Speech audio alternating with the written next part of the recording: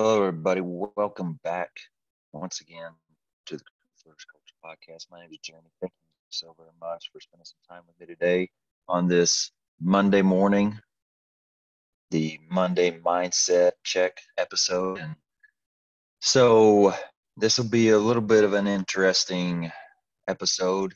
I had something in mind, a direction I was going to go, and that kind of got shifted around a little bit just to give you a little backstory on what I'm talking about. So this Saturday morning when I'm recording this, I had a Zoom meeting scheduled for my department, some people that just trying to kind of get an underground movement going and trying to share some positivity, share some inspiration amongst, whoever wants to be involved. And I had some notes for that. And I had one come on and just so me and the other person just kind of had a conversation with whatever came up and didn't really get to go into my notes, obviously. So I feel like this is basically going to be something I record for those crew members. And I thought to myself, I'll record it and I'll put it out to them. And then at the same time, it's like, well, why don't I just record it and I'll kind of make it the Monday mindset check, and that'll make it even easier for them to get a hold of. So for all my EFD brothers out there that didn't make it to the Zoom meeting, I missed you. Look forward to hopefully having a little bit better of a turnout next time. I appreciate my brother that was on there with me and his time.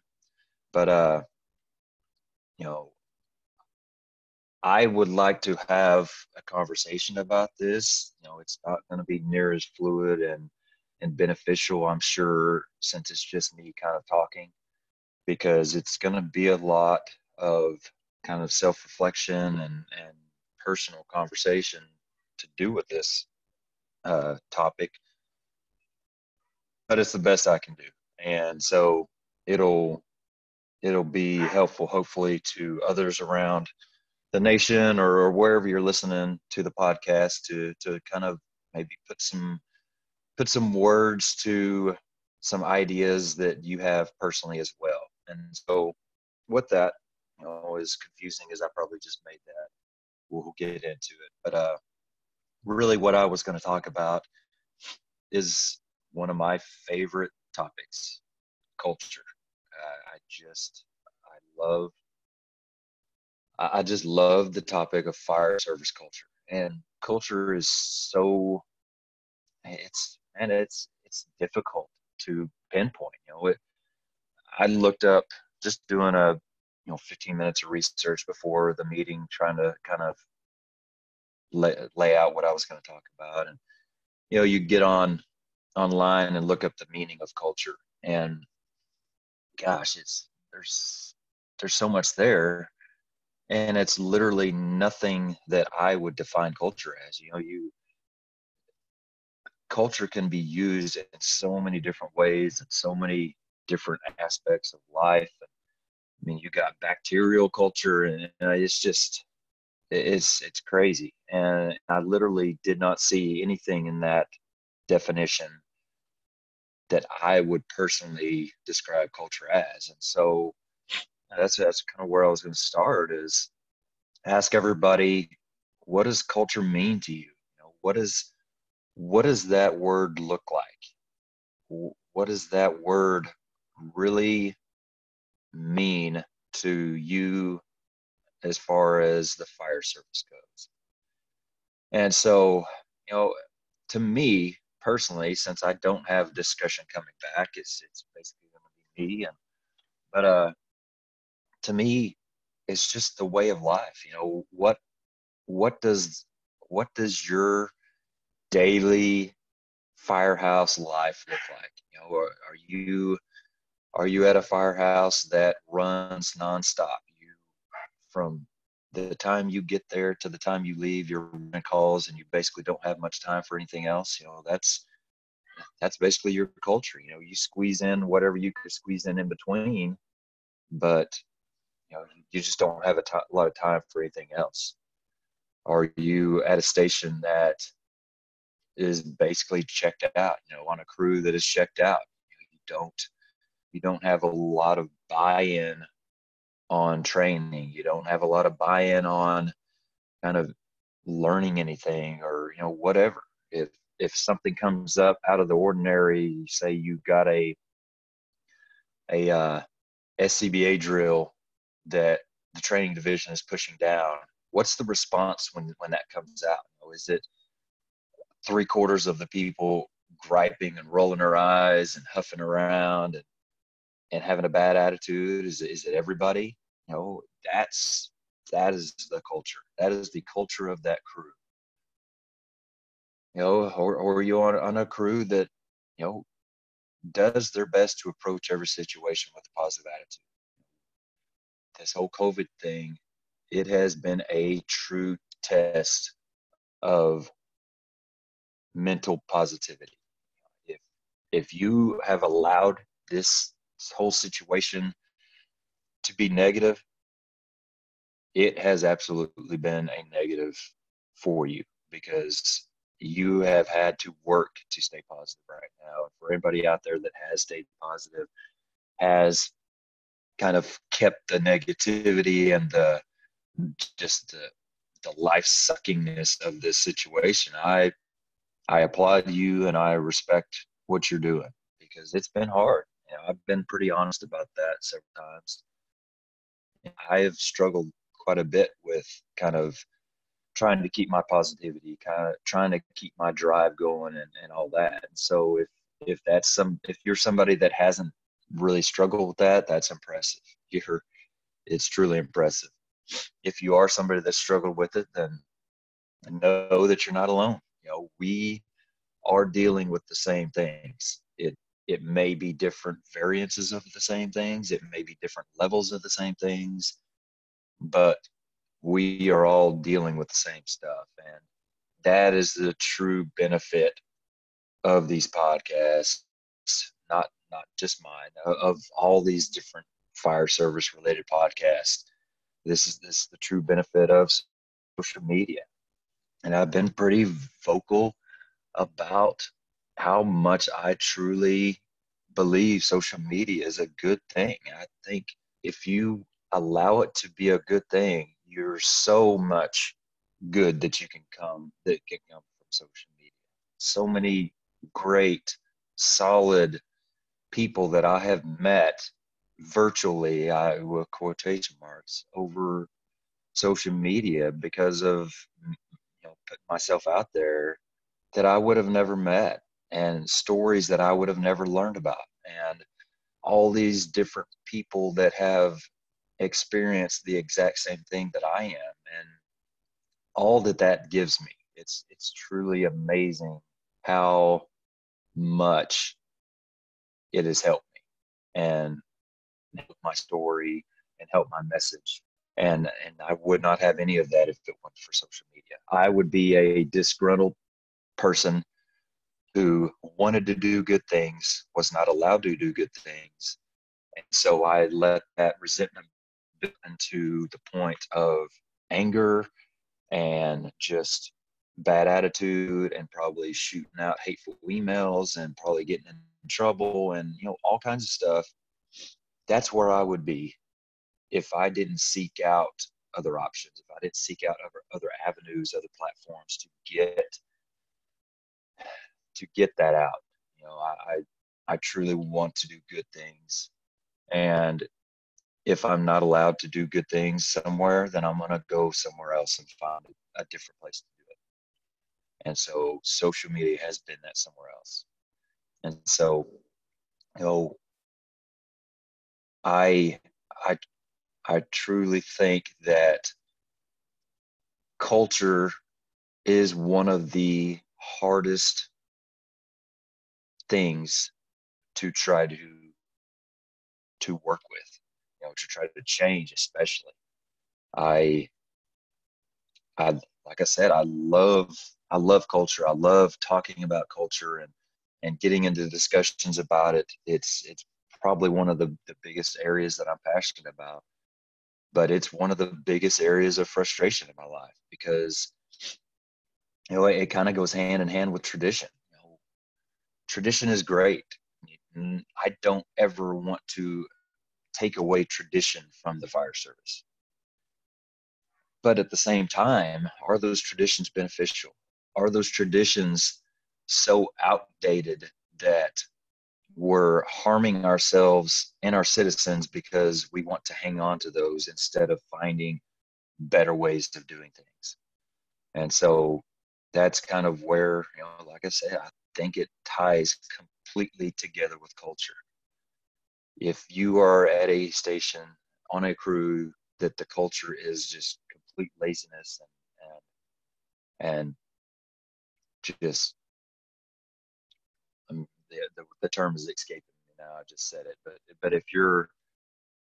if you are somebody that is just burned out on a crew that's burned out, your citizens aren't getting the help that they could be, as opposed to a crew that is bought in and driven and passionate about their job. It's just not the case.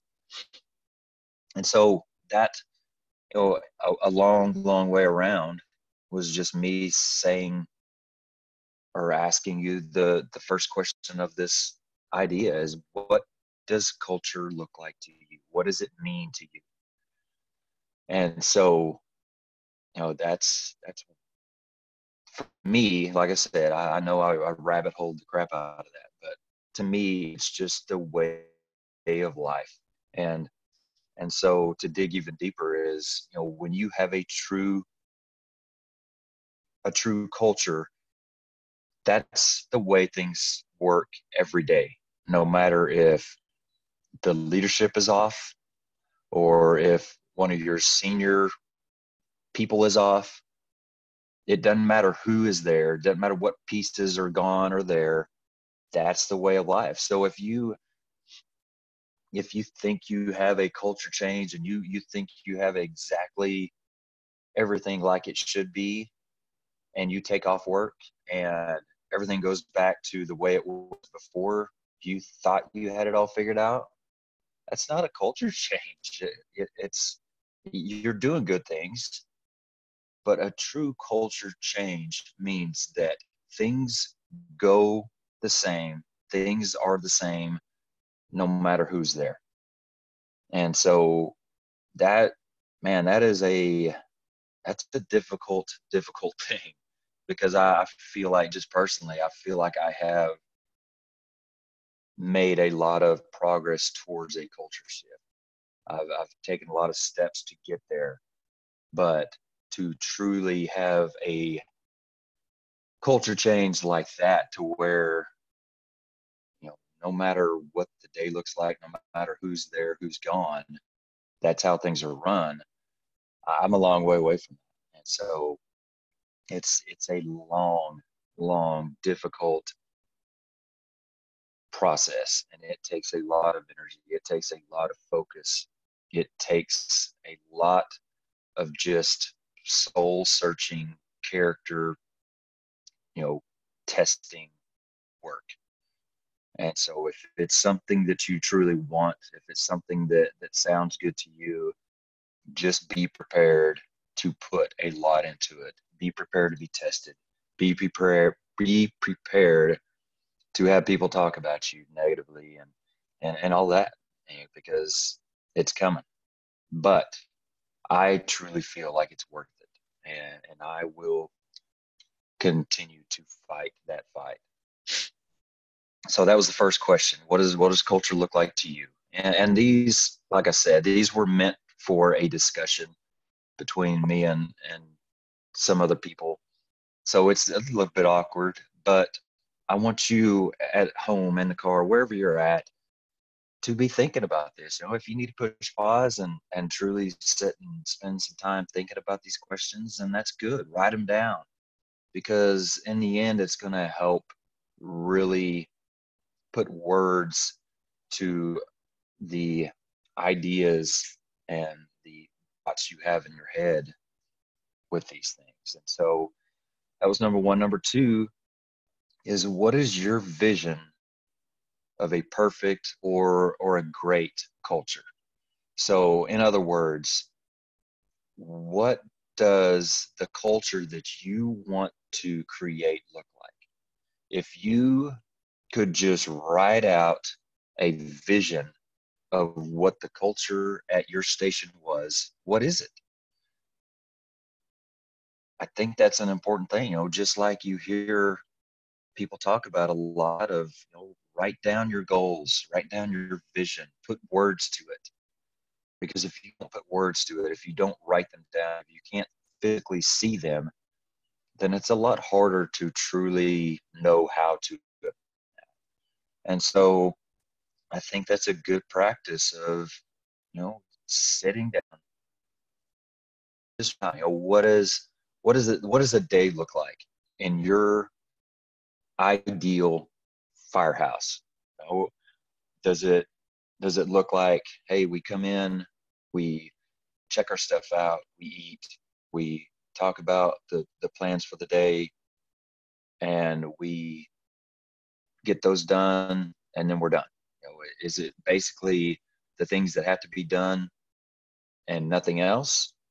Is it, I want to put in 4 hours of good solid training? Is it, I want 1 hour of training, I want 1 hour of reading, I want 1 hour of working out, which I've heard a lot? Is it, we're going to run calls most of the day, and so wherever we can squeeze in a little bit of time to work out, or a little, whatever it is. And there are millions of different answers to that question. As many people that sit and think about it, there is that many different answers. So I'm not even going to try to pretend like I know the right answer to that, because my answer is not going to be the complete, true, exact answer as really anybody else's. I've got some people on my crew that would probably be pretty close to what my answer looks like, and I've got some people on my crew that would be very drastically different. And so, that's fine.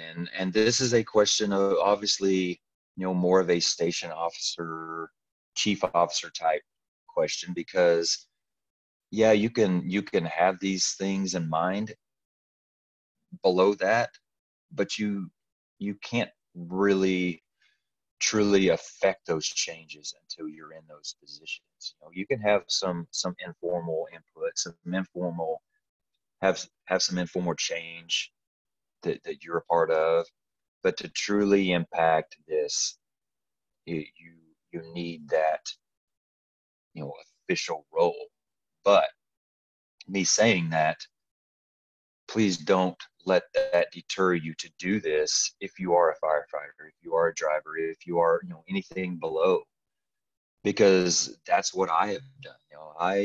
These are things that I have been thinking about and writing down for years and years before I was ever an officer. I wrote out, when I was a driver, just starting to kind of think about becoming an officer, ideas started pouring out of me. And so I started writing them down. And it started out as just things that I wanted to remember when I became an officer, things that I wanted to make sure didn't change in how I went about my day. And it started out, like I said, as just one page, basically bullet points. And, I haven't really touched it in years, but it is now about a 32-page document of just digging into those bullet points and adding more bullet points, and just really discussing deeper what all that means to me. And so, I think it's very important to sit down and put words to all these things at an early age of your career, to learn from the bad officers, to learn from the good officers, and to write this stuff down so that you remember it, so that you have it to look at it's just good. And so when I said that earlier, I felt a little bad. As I was basically talking about, needing to be an officer to affect change. I did not want to kind of make it sound like if you're anything below an officer, this isn't something for you, because it is. It truly is. And so, those are the two big questions. And I'm kind of surpassing the Monday mindset time frame here, but that's really the meat of the conversation. And like I said, these are self-reflection type questions that you really need to think about, because everybody's going to be different. And maybe this is a good conversation between your crew at breakfast or dinner. Sit down and you know bounce ideas off of each other, what everybody truly personally thinks about this. And if you hear something from somebody and like, well, that sounds really good and I didn't think about it, and you can kind of tweak it a little bit and add it to your own vision. And so, I hope these are good questions that kind of make you think, kind of give you a direction to start the week with, to start writing some things out, and find some areas that you can maybe start a little bit of a change. Something I want to add in to this, that I was going to add in with that conversation, is, so I put a post out last week on our daily training schedule. And this is something that is a very tricky, touchy document, because it involves training every day, which means weekends. And with my particular department, that is not part of the culture. That is the exact opposite part of the culture. Our culture is that you don't touch our weekends, period. You can schedule training during the week, and we'll do what we have to do. But if you put something on the training schedule for the weekend, there is going to be a fight. And so, bringing that mindset into my organization is not ideal. But I will say this: it's not because I feel the need to keep my crew busy. It's not that I feel the need to wear my crew out. Training every day is a tool. It is a means to get to the culture shift that I want to get to. My culture, the culture in my head, is a culture that we learn something every day. We grow even a little bit every day. If we grow 1%, if we learn 1% every day, that's all I ask. I don't ask 4 hours, 6 hours, 8 hours of training. I just ask for, give me an hour, give me 45 minutes, give me 2 hours at them. I think 2 hours is basically the most I've ever really done personal training with my crew. That's it. If it's a weekend, 30 minutes, 45 minutes. If it's a Sunday, let's listen to a 30-minute podcast that is a good, solid podcast that we can learn from, or we can have a 30-minute sub conversation about it. That's not a lot. And I know, if you just follow social media, it may look like that's all we do is train. And I don't want that to be perceived that way, because it's not. We put an hour in to training, and that's it. And I'm happy with that. I feel like I can learn. I feel like I can grow through a good, solid hour of training. And so, that I just wanted to say that is, I'm not doing weekend training because I'm somebody that likes to keep my crew busy. It's just not the case. It's just a means to get to the culture that I want to get to. And so, and really it's a personal thing. I want to learn every day. I want to grow every day. So to do that, you've got to do something. So that's a way to do that. And hopefully the two will kind of, the paths will merge at some point of where I want to go and where we're going and all that. So I just wanted to say that, I put that out on social media, and it was truly amazing, the response to it. I honestly have no idea, but I know it was well over 100 emails of that document out. People wanting to see it, people wanting to get their hands on it, and that was just people wanting the Word document of it. It was viewed almost 35,000 times, and so that just means to me that there are a lot of people out there wanting to make a change, wanting to do good, wanting to create a culture of growth. And so it really, it was humbling. It was refreshing, I guess is another way to put it. And so I really, I, it's hard. It's going to be a hard fight to fight. And, but like I said, it's going to be something that is so worth it in the end. I say end. I don't really think there's ever an end. It's going to be something that is very worth it each kind of step closer that you take. So anyway, I hope that you're okay with me spending a little bit more time on this mindset check than I usually do. Like I said, I I wanted to put this out to a certain group of individuals, and that didn't work out. So I feel like this is kind of the next best thing, and hopefully at the same time it helps others out there that aren't in that group.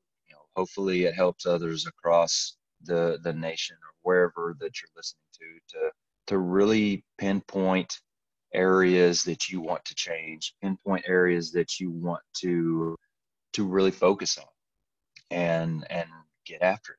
That's the biggest step, is getting after it and just surviving the process. Just keep fighting the fight, keep doing good things, keep taking step forward. You are going to get pushed back. You are going to get knocked down. You are going to get talked about. But if it's something you truly want, if it's something that you truly think is the right thing, if it's something that is truly going to help the fire service, your department, or your crew, or yourself, then it's a fight that you have got to fight. And it's a fight that you need to fight. So I will leave you with that. I hope you take some time to go over those things and to lay out what those things look like to you. I hope that they kind of give you a little bit of direction this week to focus, and I hope you have a good week. I hope that things go well with you. I've got another good guest coming on. I'm going to record something Tuesday, and we'll have it out Thursday, and really looking forward to that. We'll have, I hope that I'm kind of lining up some guests here successfully, because I feel like so much more comes out of that than just me talking. And so I will, in your best interest as listeners, will try to keep that up. I've been very blessed that the guests I've had in the past, some solid people, some people that have made serious impacts on my life. And so I'm just excited for the future. If you haven't heard, I did a episode with Corley Moore on the weekly scrap through Firehouse Vigilance. So I'm not sure when he's actually going to release that, but keep an eye out for that. That was a fun conversation. Hopefully you can get some good out of that, at least, spend a little time enjoying the conversation. And so look for that if you didn't know about it. Other than that, Want to say thank you to Woods Force Wintry for being a sponsor to the program. I appreciate those guys, solid guys. I can't say enough about them. But again, have a great week. Look forward to talking again on Thursday. And until then, stay safe and take care of each other. Thank you.